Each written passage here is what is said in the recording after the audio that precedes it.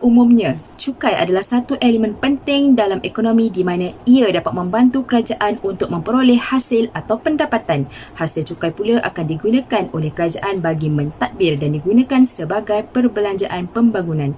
Dengan erti kata lain, hasil cukai yang dikutip oleh kerajaan akan menjadi manfaat dan dapat dinikmati kembali oleh rakyat.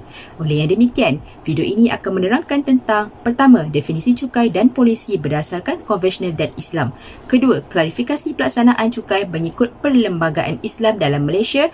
Ketiga, perbandingan cukai konvensional dan Islam dalam Malaysia. Dan yang terakhir, cadangan improvisasi cukai dalam Malaysia. Definisi cukai dan polisi berdasarkan konvensional dan Islam. Cukai ataupun dikenali sebagai tax dalam bahasa Inggeris bermaksud caruman yang dikenakan ke atas orang, harta atau perniagaan untuk sokongan kerajaan. Cukai konvensional dan Islam mempunyai polisinya yang tersendiri. Dari segi polisi cukai konvensional, antara polisinya ialah cukai ialah bayaran wajib, wang yang dikumpulkan adalah untuk tujuan kerajaan. Cukai bukanlah bayaran yang menukarkan dengan servis yang disediakan oleh kerajaan. Bayaran cukai bukanlah suatu penalti. Bayaran cukai ditentukan oleh prosedur yang spesifik oleh negara dan undang-undang. Seseorang itu mempunyai kuasa untuk mempersoalkan jumlah cukai yang dikenakan ke atasnya. Manakala antara polisi cukai Islam adalah nilai Islam dapat ditingkatkan dan dijamin, perbelanjaan untuk menjanjikan kehidupan yang sewajarnya, menghulurkan pertolongan kepada mangsa peperangan atau bencana alam, pembangunan dan pengeluaran yang menghasilkan taraf hidup yang wajar, cukai yang tidak membebankan, jelas dan adil, pengecualian cukai kepada keluarga yang mempunyai tanggungan yang ramai atau hutang yang perlu sentiasa dilunaskan, mengutamakan pengutipan cukai kepada golongan yang berkemampuan dan kaya. Dalam sejarah ekonomi Islam, terdapat 3 jenis cukai dikenakan kepada masyarakat bukan Islam pada zaman terdahulu, iaitu jizyah, kharaj dan usyur. Bezanya di sini, cukai-cukai pada zaman pemerintahan Islam terdahulu dikenakan kepada orang bukan Islam sahaja.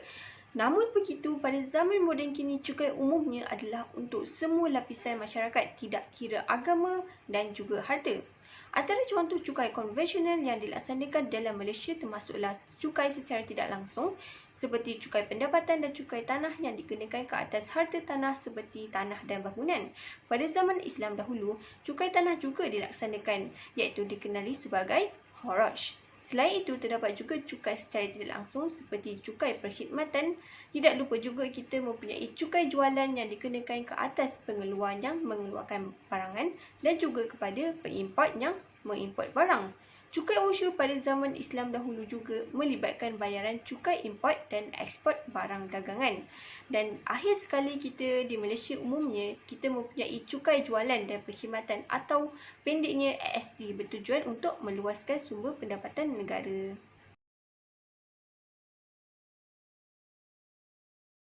Seperti yang kita tahu, Malaysia merupakan sebuah negara yang melaksanakan perlembagaan berteraskan Islam.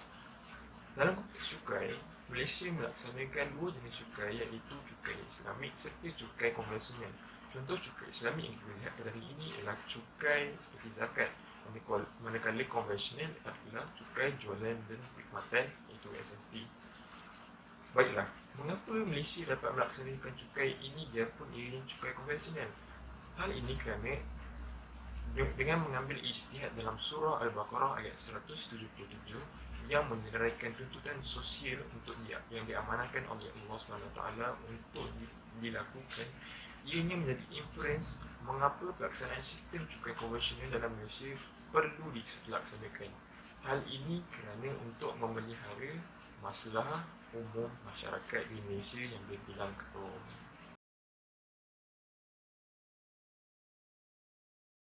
Pelbagai usaha dan cara yang boleh dilakukan untuk memperbaiki dan menambah baik sistem percukaian di Malaysia. Pertama sekali adalah pelaksanaan semula cukai barangan dan perkhidmatan GST. Menurut kajian, pelaksanaan semula GST ini mampu untuk mengesan ekonomi gelap yang aktif pada masa kini.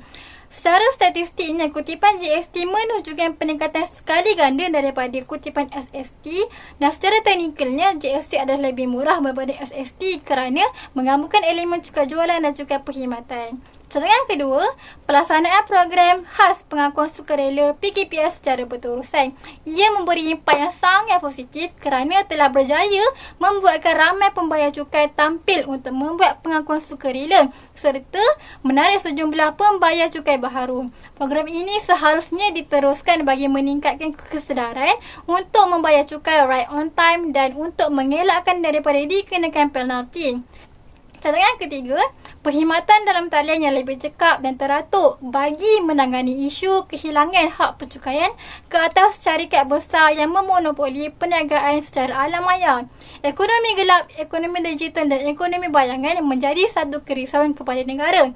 Oleh itu, pihak LHDN seharusnya menyediakan satu pelan mudah adil untuk mengesan pembayar cukai yang tiada dalam jaringan percukaian negara. Cadangan keempat, pindaan undang-undang percukaian yang lebih ketat bagi menangani isu ekonomi bayangan. Bekas Menteri Kewangan Lim Guan Eng menyimpulkan bahawa jika ekonomi bayangan ini dapat diserap masuk ke dalam sektor formal, ia dapat membawa kepada penambahan pendapatan negara. Oleh itu, perlunya undang-undang khas bagi ekonomi bayangan. Dan yang terakhir adalah penubuhan jawatan kuasa pengurusan krisis. Pandemik COVID-19 yang berlaku banyak menjejaskan kejituan dalam pengutipan cukai. Penubuhan jawatan kuasa ini adalah sangat penting untuk merangka gerak kerja yang perlu dilakukan oleh pihak pentadbir cukai untuk mengutip cukai secara konsisten dan mengelak daripada kekurangan sumber dana pembelanjaan negara.